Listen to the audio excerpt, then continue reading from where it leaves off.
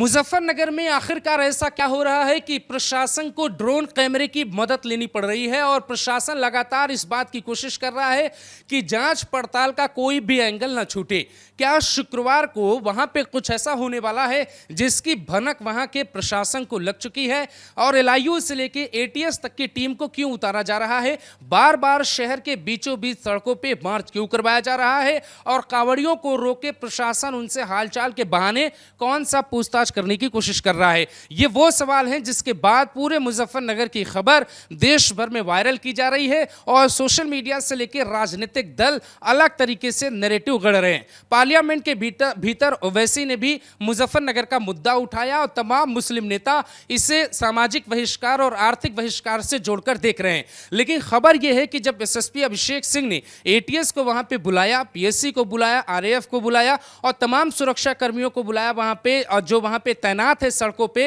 वो कांवड़ यात्रियों को सुरक्षा देना चाहते हैं। लेकिन सवाल यह है कि सोमवार के दिन, आज सोमवार है लेकिन कुछ दिन बाद ही शुक्रवार को शिवरात्रि का त्यौहार है और शिवरात्रि के दिन सबसे ज्यादा क्राउड होगा। इसीलिए हरिद्वार से लेकर मुजफ्फरनगर तक स्कूलों की छुट्टी का भी ऐलान कर दिया गया है। सड़कों पे ज्यादा से ज्यादा पुलिस फोर्स का खड़ा होना और प्रशासन अब कोई आदेश तो नहीं निकाल रहा है, लेकिन मुजफ्फरनगर में यह खबर है कि दुकानदारों से यह कहा जा रहा है कि आप बेवजह वहां पे दुकान न खोले जहां पे कांवड़ियों की भीड़ ज्यादा रहेगी। प्रशासन कांवड़ियों को पानी पिलाने से लेकर उनके खाने पीने का इंतजाम अपने लेवल पे कर रहा है और ये कोशिश कर रहा है कि कोई भी इस तरीके की वहां पे दुकान ना खुली हो, कोई भी क्राउड इस तरीके का ना इकट्ठा हो जहां पे किसी को आइडेंटिफाई करना मुश्किल हो। जो शिव चौक है उसके पहले लगभग 5 किलोमीटर पहले मुजफ्फरनगर पुलिस इस कोशिश में लगी हुई है कि वहां पे एक राउंड रूटीन चेकअप हो जाए, कोई कांवड़ियों के रूप में कोई ऐसा व्यक्ति तो नहीं है जिसे संदिग्ध माना जाए।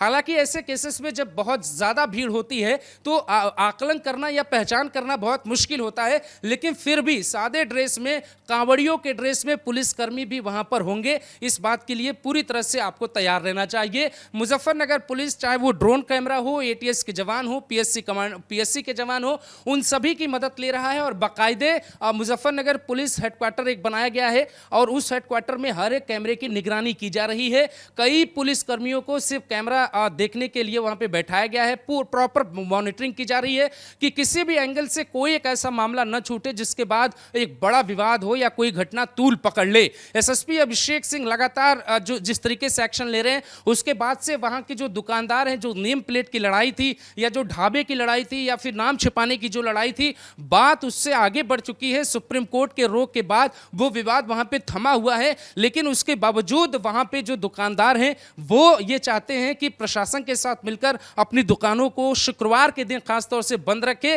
और खुले में नमाज नहीं पढ़ने का आदेश जारी हो चुका है। मुजफ्फरनगर में कोई भी व्यक्ति नमाज पढ़ने बाहर शुक्रवार के दिन नहीं आएगा, उसे मस्जिद के भीतर ही नमाज पढ़ने की इजाजत दी जाएगी और सड़कों पे भीड़ इकट्ठा हो, मतलब भीड़ में खड़ा होना भी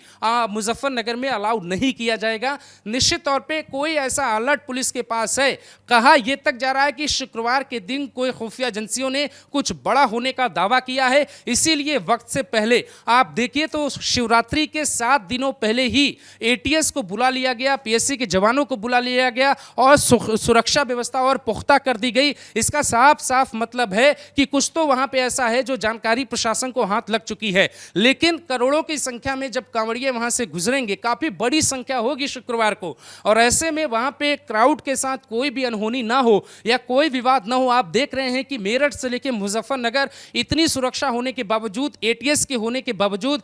जो लड़ाइयां हैं, जो छुटपुट लड़ाई की खबरें हैं वो भी निकल के सामने आ रही हैं। लेकिन योगी आदित्यनाथ जिस वक्त दिल्ली में थे उस वक्त भी वो बीच बीच में कोऑर्डिनेट कर रहे थे कि वहां पे क्या चल रहा है, और अभी भी योगी आदित्यनाथ का पूरा फोकस कांवड़ यात्रा पे ही है। उसके बाद वो किसी बड़े मिशन में शामिल होंगे, लेकिन प्रशासन और लखनऊ पुलिस हेडक्वार्टर के साथ जितनी भी फोर्स है वो सब इस बात की चिंता में है कि अगर इनपुट है और अगर ऐसा कुछ होता है तो फिर उसको रोका जाए। इसीलिए आपने देखा होगा कि जब सांप्रदायिक हिंसा जब भड़कती है उस हालात से निपटने के लिए इस तरीके के कमांडोज को उतारा जाता है, लेकिन अचानक से ऐसे कमांडोज को उतारने का मतलब यह है कि घटना से पहले आरोपियों को पकड़ना या वैसे लोगों को पकड़ना जो लोग साजिश रच रहे हों, जो हिंदुस्तान की शांति को भंग करना चाहते हो, या फिर जो योगी के एक दामन पे जो दाग नहीं लगा है वो दाग लगा लगाकर पलटवार करने की जो साजिश रच रहे हैं उन्हें गिरफ्तार किया जाए। इसीलिए जो प्रशासन है वो सतर्कता बरत रहा है और ऐसे लोगों को पकड़ना चाहता है।